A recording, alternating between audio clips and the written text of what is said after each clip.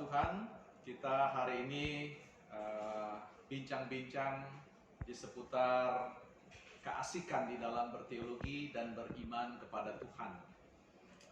Hari ini saya ditemani oleh salah satu kolega atau rekan hamba Tuhan dari salah satu gereja Protestan di Indonesia, yaitu Gemit, yang beliau juga adalah seorang hamba Tuhan, seorang pendeta, seorang teolog, ya, seorang penulis buku-buku teologi, yang hari ini beliau sedang merampungkan studi doktoral di Universitas Hasanuddin Makassar.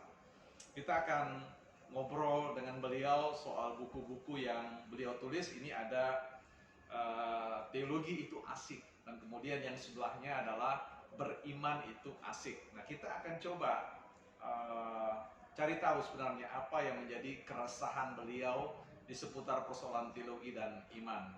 Pak Pendeta, ini mungkin perlu diketahui oleh teman-teman ya, apa yang menjadi dasar pertimbangan teman-teman Pak Pendeta di dalam menuangkan kegelisahan ini ke dalam bentuk buku yang ada di sini ya, seperti itu. Silakan. Baik, terima kasih Pak Pendeta, Bung Padatu. Ini salah satu hal yang asik juga, karena di saat kita semua pada pusing memikirkan banyak hal yang ribet-ribet, ternyata Pak Pendeta bisa ajak untuk kita bercerita yang santai, yang asik, dan sesuatu hal yang terkait dengan diri kita. Dan itu yang melatar belakangi dua buku ini. Yang pertama, berteologi itu asik. Itu berangkat dari pengalaman di kelas, bahwa adik-adik mahasiswa yang datang ke STT itu bukan mereka yang sejak dulu dinacarkan atau didoakan khusus. Mereka yang mengalami titik balik tertentu ketika ada pergumulan tertentu. Nah, di situ kemudian coba saya lihat pengalaman Agustinus, pengalaman Martin Luther, Johannes Calvin. Ada titik balik. Nah, kemudian saya berpikir, kenapa teologi itu selalu kita memulainya dengan sesuatu hal yang bersifat ensiklopedi? Melihat rentetan peristiwa, rentetan sejarah. Kenapa kita tidak mulai dengan pengalaman yang konkret yang terjadi di lapangan, yang dialami oleh kita, terutama oleh anak-anak kita. Ketika pertama masuk teologi kan pikiran kita pasti berani menghafal Alkitab, menghafal ayat-ayat Alkitab, bahasa Yunani, segala macam. Nah, padahal untuk membuat orang mencintai teologi, jangan dulu ditakuti dengan Ibrani, Yunani. Biar dulu mereka menikmati, nanti di dalam baru tidak ada pilihan lain kecuali harus Ibrani. Biar dulu mereka masuk, belum masuk sudah takut-takut, lari orang. Itu berteologi itu asik. Sementara iman Kristen itu asik. Sebenarnya idenya sederhana. Kita ini kan ujung-ujungnya kepingin masuk surga. Kenapa kepingin masuk surga toh? Tapi dibuat ribet-ribet. Nah, Yesus kan ajarannya jelas. Setiap orang yang percaya kepadaku sudah pasti selamat. Nah, kalau Yesus saja sudah buat begitu, nah jangan lagi kita yang lain buat aneh-aneh. Orang mau selamat tapi harus A, B, C, D, dan seterusnya. Biar dia nikmati apa yang terjadi. Nah, terkait dengan organisasi, terkait dengan mekanisme itu urusan lain. Tapi urusan personal, urusan bagaimana iman Kristen itu, biar dia asik-asik saja. Kan Tuhan maha asik sebenarnya. Ya. Jadi menarik ya, ini berangkat atau dipicu dari merasakan kegelisahan para mahasiswa yang selalu diperhadapkan dengan suatu kondisi seolah-olah berteologi itu harus memenuhi syarat paham tentang bahasa Ibrani, paham tentang filsafat, paham bahasa katakanlah biblika dan sebagainya. Walaupun memang pada gilirannya nanti akan tiba di sana ya. Berarti sebenarnya kalau berbicara tentang berteologi itu asik, sebenarnya mereka-mereka ini kan sebelum datang itu kan mereka makhluk teolog ya. Sepakat. Ya, makhluk teolog yang ketika dia berpikir tentang Tuhan, dia kan sedang berteologi. Nah, ini ada dua pembedaan ini Pak Pendeta. Teologi yang namanya teologi sistematis, ada teologi sistematis. Ini bedanya dengan teologi yang asik-asik dengan teologi sistematis. Ini apakah teologi sistematis itu tidak asik gitu atau bagaimana ini? Coba mohon dijelaskan. Ya, dalam proses ini sudah mulai agak berat. Oh begitu ya, kalau begitu kita balik. Ya, ada dua ya, ada pendekatan, ada yang bersifat operatif, fragmentaris, itu yang pengalaman sehari-hari. Itu ya, asiknya di situ. Asiknya di situ, itu semua orang bisa melakukan itu. Penjual sayur, orang gila saja bisa. Nah, di tangan kita yang studi khusus, proses berteologi kita pasti beda. Karena ada mekanisme, ada, ya biasa orang sebut ada metodologinya dan seterusnya. Tapi secara prinsip semua orang berhak berteologi. Nah, ketika semua orang berhak berteologi, mulai dari orang waras dan orang tidak waras, orang sehat dan orang sakit, semua berteologi. Nanti ketika untuk memenuhi kaidah-kaidah ilmu pengetahuan misalnya, atau pendekatan-pendekatan yang bersifat metodologis, itu pendekatannya beda. Tapi jangan dulu bicara itu kalau kita belum paham bahwa panggilan berteologi itu panggilan merayakan kehidupan.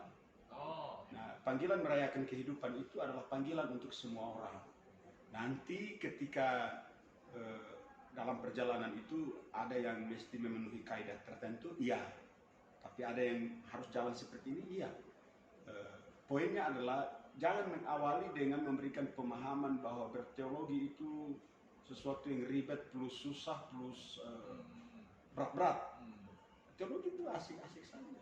Ya. Jadi teologi itu adalah selebrasi ya. Iya. Sebuah perayaan untuk memahami hidup ya, menikmati hidup. Jadi ketika orang bagaimana caranya orang bisa menikmati hidup, ya tentu dia harus memahami arti hidup itu seperti apa dalam pengertiannya sendiri ya. Itu dasar berteologi asik ya. Kalau orang kehilangan itu penghayatan, refleksi hidup, orang kehilangan keasikannya begitu ya. Betul. Saya jadi ingat Pak Pendeta, di salah satu buku yang juga Pak Pendeta tulis, ini sebenarnya sudah nulis berapa buku ini? Ya baru 7 mungkin ya. Baru 7 ya? 7. Ya, oke. Nah, saya jadi teringat dengan salah satu buku yang lain di samping berteologi asik, itu asik dan beriman itu asik. Ada salah satu buku yang berjudul Berjalan. Yesus berjalan di atas pematang ya. Sawah ini kan. Iya. Ini kayaknya Bapak ini anak kampung ini. Iya. Nah, coba Bapak cerita tentang kekampungannya itu. Iya, memang saya orang kampung ini. Makanya ketika tiba di Makassar saya bingung ini saya mau buat apa.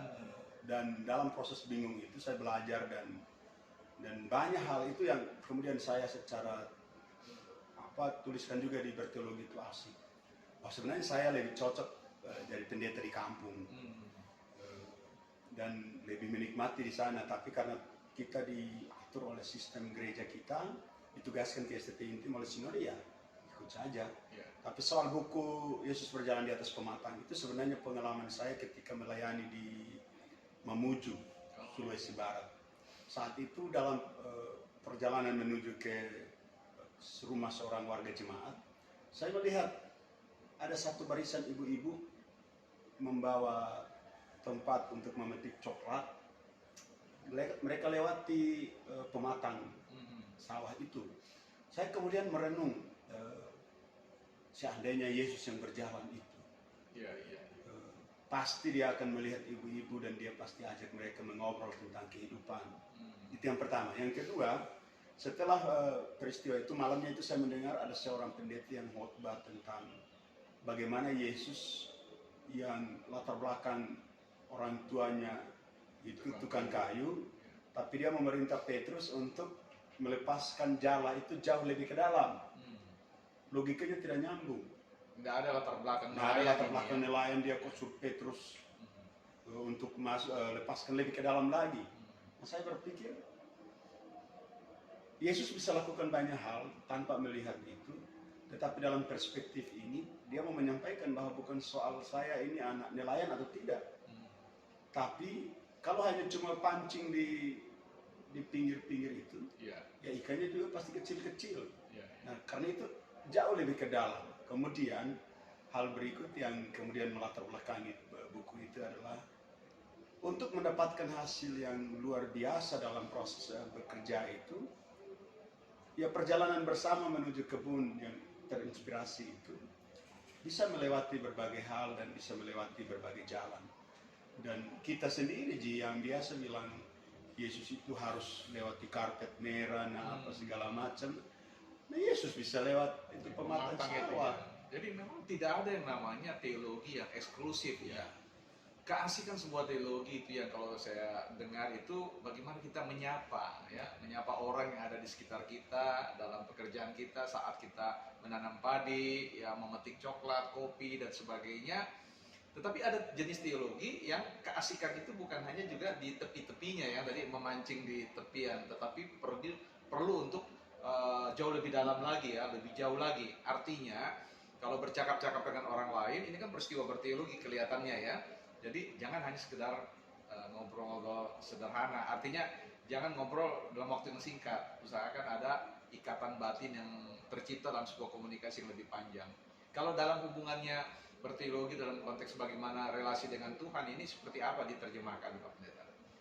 Yang pertama, Tuhan itu maha asik karena dia menciptakan kita lengkap dengan sense of humor. Sense of humor ya. Kita ini bukan manusia yang tiap hari serius terus. Ada sesekali kita ketawa. Dan kalau kita ini segambar dan serupa dengan Allah, berarti Allah juga sesekali Tertawa ya. Kayak kini-kini begitu. Iya. Dan itu bisa ditemukan dalam bagaimana Sarah ketika orang malaikat memberitahu bahwa dia akan melahirkan seorang anak di masa tuanya, dia bilang, masa bisa saya sudah begini, nah Tuanku sudah layu begitu, masa jadi seperti ini. Tapi kemudian ada muncul, nah malaikat bilang, bukan pikiranmu, tapi ada sesuatu yang menggerakkan. Nah di ayat itu disampaikan bahwa yang menggerakkan Sarah tertawa itu bukan Sarahnya, tapi Tuhan, Roh Allah itu yang menggerakkan Sarah tertawa. Itu berarti Allah itu maha asik. Berarti berteologi itu boleh dimulai dengan bahasa kita. Iya. Tetapi kemudian intensitasnya itu, saya pakai bahasa teknis.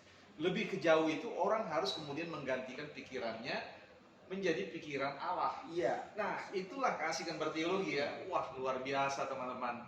Kita tidak rugi nih menghadirkan pembicara yang yang sifatnya bukan hanya mengalami dalam perjumpaan dengan Yesus di sawah atau di kebun, tetapi juga bagaimana tadi merelasikan diri dengan kuasa Roh Kudus yang membuat pada akhirnya jari jemari beliau itu bisa menuliskan pikiran-pikiran Allah.